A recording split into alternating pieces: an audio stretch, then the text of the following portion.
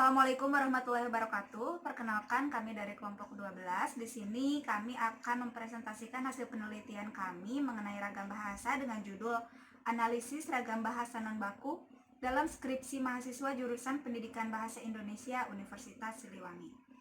Namun sebelum presentasi ini dimulai, izinkan kami memperkenalkan diri terlebih dahulu. Di sini saya Anissa Muslimah, di samping saya ada Yola Widi Rahayu, dan di samping Yola Widi Rahayu ada Astri Sitanggang.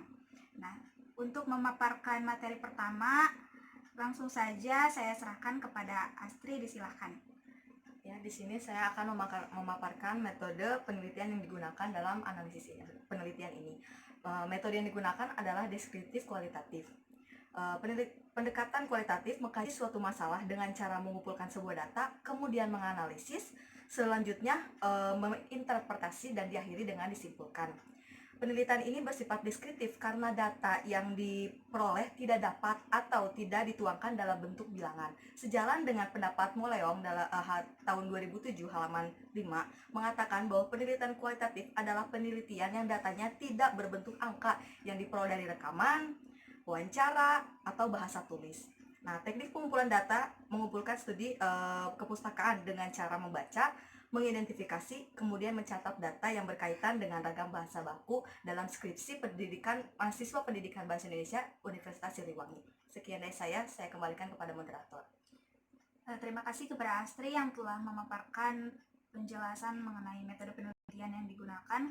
Kemudian untuk hasil pembahasan pertama akan dijelaskan oleh Yola Widi Rahayu, disilakan. Baik, terima kasih kepada moderator. Untuk hasil dan pembahasan, peneliti membahas mengenai ragam bahasa non-baku yang terdapat pada skripsi mahasiswa jurusan Pendidikan Bahasa Indonesia Universitas Siliwangi.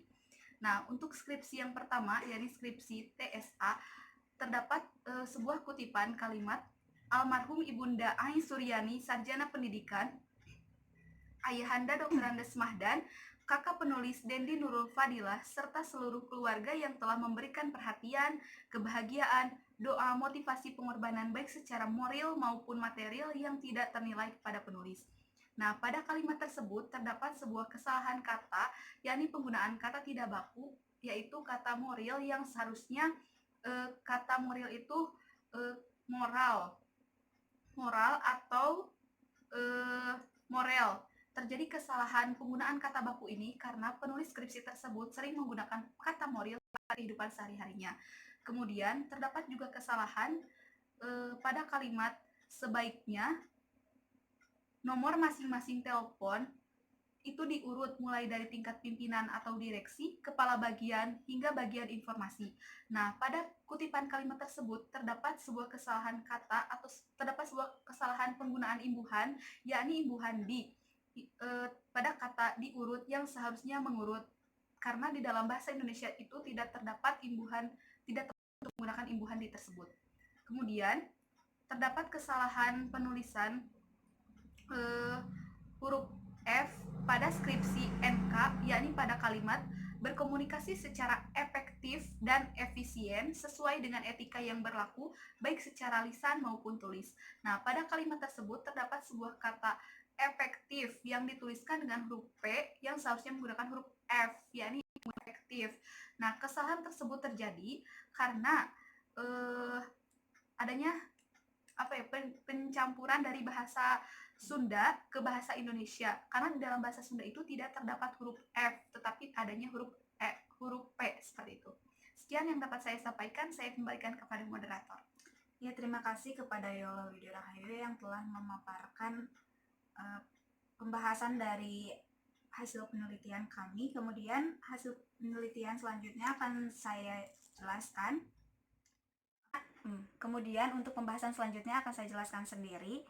Dalam kutipan skripsi ES terdapat kalimat supaya tidak terjadi salah penafsiran mengenai penelitian yang dilakukan bla bla bla bla. Nah, terdapat penggunaan kata penafsiran yang merupakan bentuk tidak baku dari kata penafsiran. Hal ini terjadi karena dipengaruhi oleh kebiasaan penggunaan bahasa Sunda yang pada dasarnya tidak mengandung fonem F dalam kata dasar yang terdapat dalam bahasa Sunda. sehingga seringkali terjadi interferensi dari bahasa Sunda ke dalam penggunaan bahasa Indonesia. Selanjutnya ada kalimat teknik kepala bernomor. Selanjutnya ada kalimat serta menghargai dan mengembangkan sastra Indonesia sebagai hasanah budaya dan intelektual manusia Indonesia.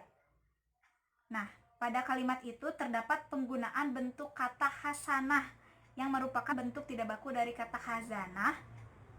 Nah, hal ini disebabkan oleh bentuk kata khazanah yang sering dilafalkan menjadi hasanah dalam kehidupan sehari-hari, sehingga terbentuklah pemahaman yang salah mengenai kebakuan kata tersebut.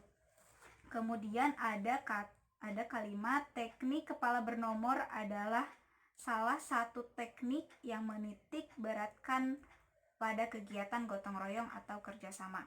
Nah, pada kutipan itu terdapat kata menitik beratkan yang ditulis secara terpisah, yaitu ditulis menitik spasi beratkan.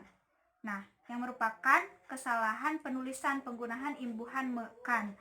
Mengacu pada panduan umum bahasa Indonesia, gabungan kata yang mendapatkan awalan dan akhiran sekaligus, maka penulisannya ditulis serangkai, sehingga penulisan yang benar itu seharusnya menitik beratkan tanpa spasi.